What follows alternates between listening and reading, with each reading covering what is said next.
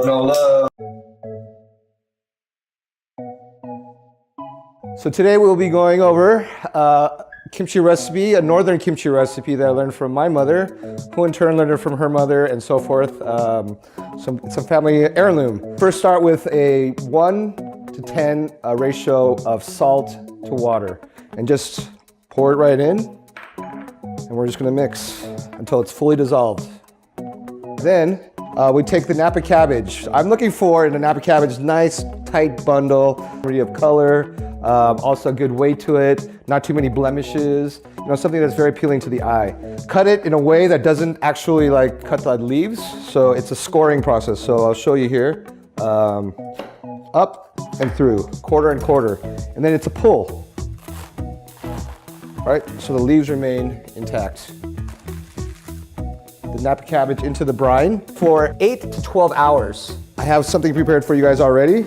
So again, we will take these and we will actually wash them very thoroughly. I would suggest taking this process very seriously, because at the end you don't want an overly salty kimchi. Continuing on with the actually the kimchi sauce, I would say the portion of it. I mean, this is all variable. Every household in Korea has a different recipe. So this is around 50 grams of fish sauce, 20 to 25 grams salted baby shrimp, 50 grams of garlic, 20 grams of ginger. Red bell pepper is around 250 grams, and then 80 grams of sun-dried Korean chili flakes, which are called gochugaru. So these are the actual principal ingredients we'll start with. So there's a few tricks to going and making this as smooth as possible.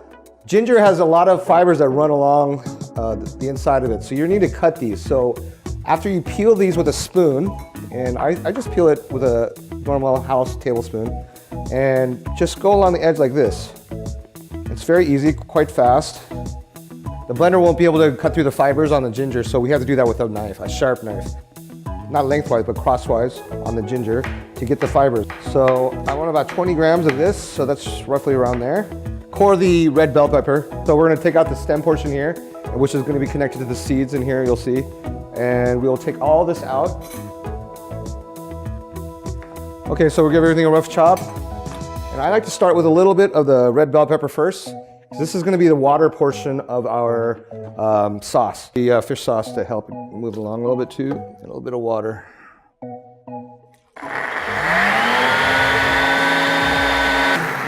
So once it starts to get the water, you can add everything else in. I like to add half first because it's a very dry ingredient. You want everything to start moving, and then pulse it at the end. Everything's in there, salting. Half at the end. And then just give it a quick pulse. So once everything's, you know, fairly well blended, it can be still chunky, but as long as the initial sauce has been made, we just pour it right into a bowl. I mean, it's very aromatic. I have to say, it smells like a pepper. It's got this very in-your-face kind of pungency to it because of the fish sauce and the brine baby shrimp. I think it's like basically an umami bomb. It's not really a common thing to do in Korean kitchens, but in America, to add red bell pepper instead of just using water. And then we're using these Chinese flat chives as well. Adds a nice, bright, aromatic onion quality to your final dish that Koreans really are attracted to. So again, this is just a very rough chop, 4 centimeter, 5 centimeter batons, or like julienne. You just throw that right in. And then we're gonna julienne this watermelon radish. So we're gonna have to peel it. You can do this with a normal peeler, but I find it very soothing to do this. We have these nice, beautiful julienne. So we just add this to the mixture. We're gonna use to stuff the actual cabbage with. You're trying to mix it through as very thoroughly as possible to get everything coated.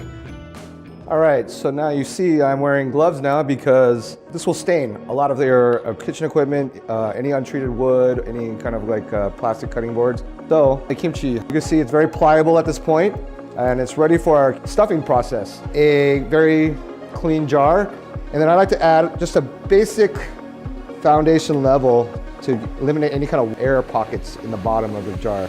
And you'll see why later on. So we start off with that.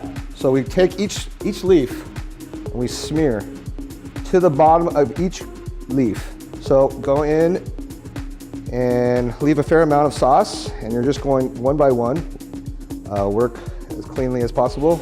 And you will see at the end, once you go all the way through with one, there's going to be the cup side and there's the downside. We wrap it up and over.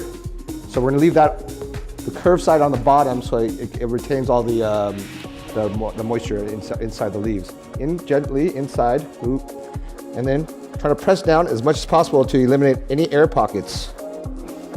Then just continue the process. Okay, so we've pretty much done the same procedure. There's a lot of moisture in here from the sauce. You're just pushing down on the cabbage. So I'll see you in about 2 weeks when we cook some more dishes with this. We'll go into that later on Mapo TV. Really appreciate the staff and everyone allowing me to come and share this family heirloom of a recipe. And thank you guys.